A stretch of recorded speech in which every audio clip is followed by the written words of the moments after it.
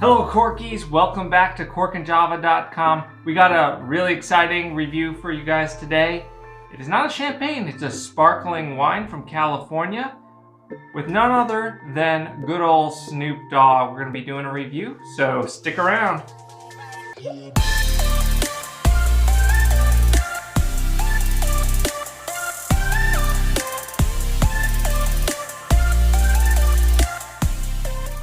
Hello everyone, welcome to corkandjava.com. We are your go-to place for coffee and wine reviews and how-tos. On this channel, we like to expand and enrich your experience with all of your favorite beverages. Make sure you hit subscribe and hit that little bell so you're notified when all of our future videos come out.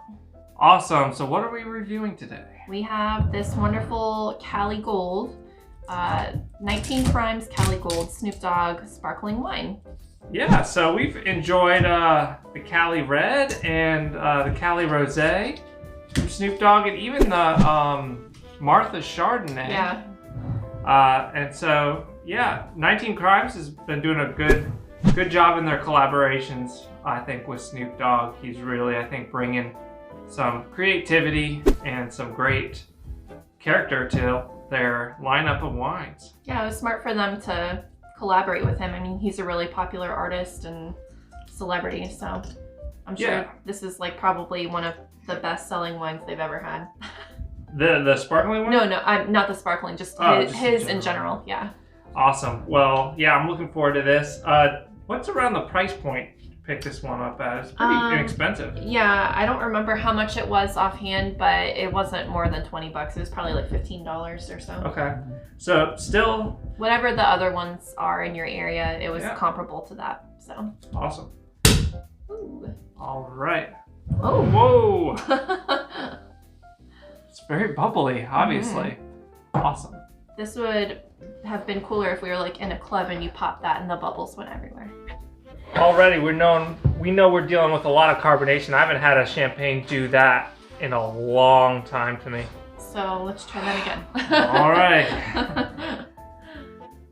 Yeah, normally I pour my or open my sparkling wines with a rag, but even without a rag, that was a pretty gentle release, and it just still has so much carbonation, and you can just tell from the head of just pouring this thing that it is a lot more carbonated than maybe any other sparkling wine that I've had. But yeah, let's take a look at the color real quick. It's very opaque, almost like a greenish straw color to me. Yeah. And yeah, the bubbles dissipate pretty quickly, actually. But yeah, let's give it a sniff. Ooh, it's just gases right up the nose there. It's definitely tart, like a Granny Smith apple. I was gonna say lemony. Yeah. More like on the acidic side of fruit, you know. Definitely, yeah. Let's give it a taste. Okay.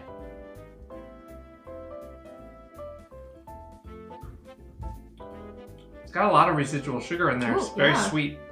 This is much sweeter than I. It's at 11% alcohol by volume, which gave me a little hint that there was going to be some residual sugar in there, and I was right. Oh man, yeah, this is one of those you have to be careful sparkling wines because it's fizzy, it's a little sweet. You can drink a lot of this and not realize how much you're drinking. Let's talk about some flavor notes we're getting in there. I'm getting a lot of tropical notes, kind of like pineapple-y, like one of those acidic kind of pineapples, but even kind of like some mango in there as well. Kiwi, lemon. It doesn't have my favorite characteristic of sparkling wines, which is yeast. Like I like a heavy yeasty bready sparkling wine and champagnes. I also like them very bone dry, and this is definitely sweet. Yeah. I mean, I don't usually discriminate when it comes to champagne and sparkling wine. I like it bubbly, I like it dry, I like it sweet, I like pretty much everything. Yeah. So, but this is really refreshing though. For a sweet sparkling wine, it's got a lot of good flavors that complement it. It's not just like sweet for the sake of sweetness. like I think a lot of the cheaper brands are. Dare I say Barefoot. It's sweet, but the flavors aren't very good in my opinion. This one has a lot more complexity going on as far as flavor profiles. Lacking a little bit in the yeast characteristics, like I said, but I think it's still pretty balanced for a semi-sweet sparkling wine there. Yeah, I agree. And I believe that the Cali Red and the Cali Rose were both on the sweeter side as well. It's been a while since we've had those, been a bit. I wonder if maybe that's his preference, you know, that he prefers to have sweeter wines, and that's why all three of these have been probably on the just side. more approachable too for people that haven't really dove much into wine before. This is definitely much easier on the palate. Yeah, that's true. Most people starting out into wine tend to like the sweeter ones. Yeah. So yeah, it could be that. But if you're newer to wine and sparkling wines, and you're not really sure you want to jump into something dry, this is definitely, I think, a good one to start with on the sweeter side. Yeah, I think I like this one more than the rosé. I don't remember. I'd have to try the Cali Red again. I remember like liking the rosé, but not being like, ooh, this is amazing. This is like a good, I don't know. I'd have to compare it again to the red, but I like it though. I think it's good. Yeah, it's pretty good. What would you pair this with?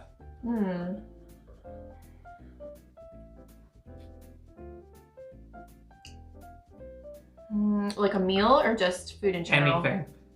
What I was gonna say, this would go really well with some spicy buffalo chicken wings. That's interesting. The sweetness and the bubbles, I think, would go really well with that. Also, for some reason, I was thinking poutine, like French fries with the cheese curds and gravy, I think would also go well with this. Yeah, that would be good. Some oddball things out there. But yeah, a lot of soft cheeses. That's what I was thinking. Like some like brie or brie with honey would be so good. Yeah, or I was thinking brie with like the jam and stuff that like raspberry jam or something like that would be good with it, and honey or blueberry jam or something. But yeah, I mean, it's fine just to sip on its own too. So. Yeah, it's a great, like, I think a summer sipping wine, like out on the porch. It's dead winter right now here, but it's still really awesome.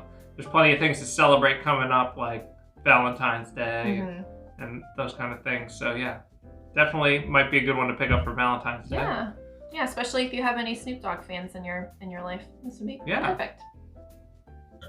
What would you rate this? I would give this an 87. I was going 88, so nice. Yeah, really close there. I went on the lower side too, just because it wasn't what I expected. I was going higher side. Really? Yeah. Yeah, so it wasn't what I expected, just like smelling it. I didn't think it was going to be this sweet, and my preference is not usually quite this sweet, but I mean, it's still really good. So yeah, awesome. It's great. Very solid. Yep. And I think I found this either in Harris Teeter or Kroger, so it's like in all the major supermarkets, I'm sure. Yeah. It's probably pretty accessible. It's only been out for, I don't know, maybe like 4 months or so. So it hasn't been out a long time, but I'm sure it's pretty easy to find by now. Yeah, and as you know, champagne and sparkling wines are great for special occasions. So leave us a comment down below with what was the last special occasion that you had a champagne or sparkling wine with, or what is an upcoming one that you wouldn't mind having some champagne or sparkling wine with? We'd like to know in the comments below. When was the last time we had a sparkling wine or champagne? It's probably been a while. Probably been like 9 months, I would guess. Well, it's been, well, I was gonna say it's been I was like over the summer. Probably summer months. Yeah, maybe.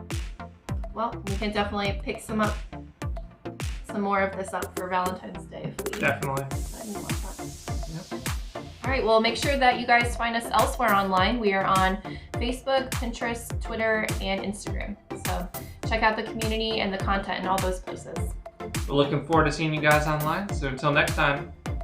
Bottoms up.